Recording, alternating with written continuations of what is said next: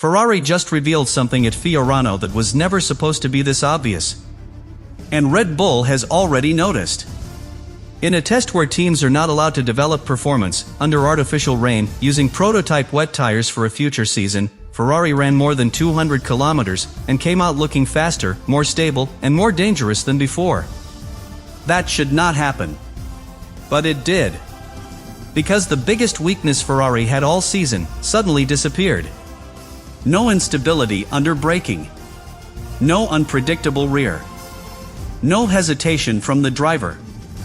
And here's why this changes everything. Data already showed Ferrari closing the gap from almost 9/10 down to just 4/10 behind in only 2 races. Now, after Fiorano, that progress isn't just continuing. It's accelerating. And if what they revealed is real, Ferrari hasn't just improved. They've unlocked a version of the car that was always there, but impossible to use. Until now. And if that shows up in Miami, Red Bull is no longer controlling this championship. At first, Fiorano looked like nothing more than a controlled routine. A private track. Artificial rain falling with precision. A Ferrari running lap after lap, repeating the same program. Everything calm. Everything predictable. But that's exactly why this moment matters so much. Because Ferrari didn't create those conditions to test speed.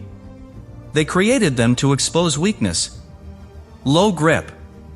Unstable surface. Constant variation. The kind of environment where a Formula One car cannot hide anything.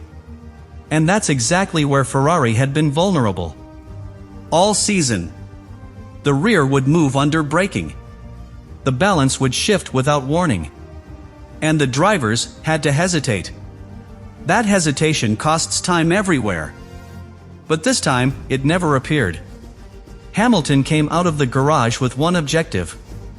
Find the limit. Break the car's balance. Force the instability to show itself. That's what these tests are really about. Not comfort. Not smooth laps. But pushing until something goes wrong. And in the first braking zone, he expected it. That small movement. That moment where the rear steps out just enough to make you doubt. But it didn't happen. He braked later. Harder. More aggressively. And still, nothing. The car stayed with him. Stable. Controlled. Predictable. And that's where everything starts to feel different. Because this exact scenario used to be Ferrari's biggest weakness. And suddenly, in the worst possible conditions, it was gone. That's not a small improvement. That's a fundamental shift. And here's what makes it even more important. This test was never supposed to allow Ferrari to improve the car. No development. No performance optimization. The rules are clear.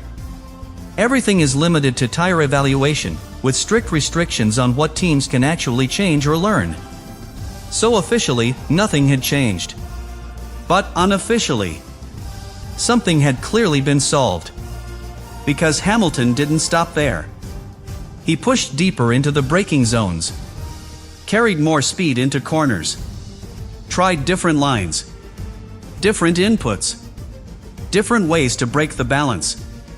And every single time, the result was the same. Consistency. No surprises. No instability. No warning signs. And in Formula One, that kind of consistency is never accidental. It means one thing. The foundation of the car has changed. And that's exactly the kind of signal Red Bull cannot ignore. Because once a car becomes stable, everything else becomes possible. Because when the foundation of the car changes, it unlocks everything Ferrari was forced to hold back. And this is where the real story begins. The floor. Not the visible upgrades. Not the parts people talk about. The invisible structure underneath the car that defines how downforce is created, and how it behaves when conditions change. This has been Ferrari's biggest limitation.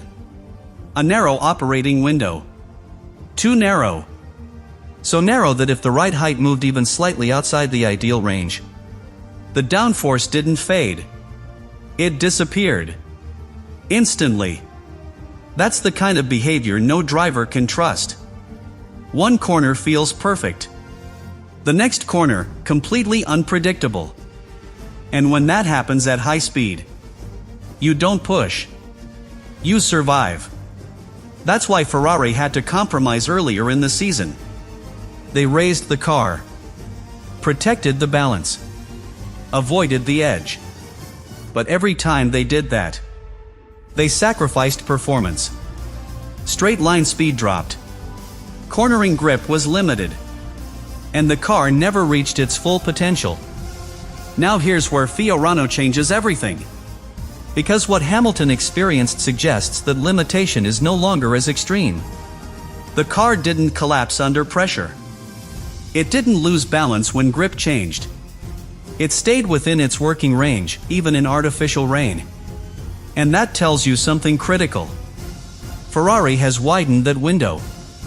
Maybe not completely. Maybe not perfectly. But enough. Enough for the driver to finally trust what's underneath him. And trust is where performance begins. Because once the floor becomes consistent, everything else starts to align. The airflow stabilizes. The downforce builds progressively. The car stops reacting suddenly and starts behaving predictably. And that's exactly what Hamilton began to feel. Not just grip. Not just speed. But control. The kind of control where you know exactly what the car will do before it does it. And that's when a driver becomes dangerous. Because now, instead of searching for the limit, he starts using it. Braking later. Carrying more speed into corners. Trusting the rear to stay exactly where it should. And every time he pushed, the car responded. The same way. Every single lap. And this is the moment Ferrari has been building toward. Because when the floor works, you unlock everything else. And there is one system in particular that depends completely on that stability. One system Ferrari introduced earlier, and then had to hide. Because it was simply too unstable to trust. Until now. The rear wing. The one that could change everything, and the one Red Bull fears the most.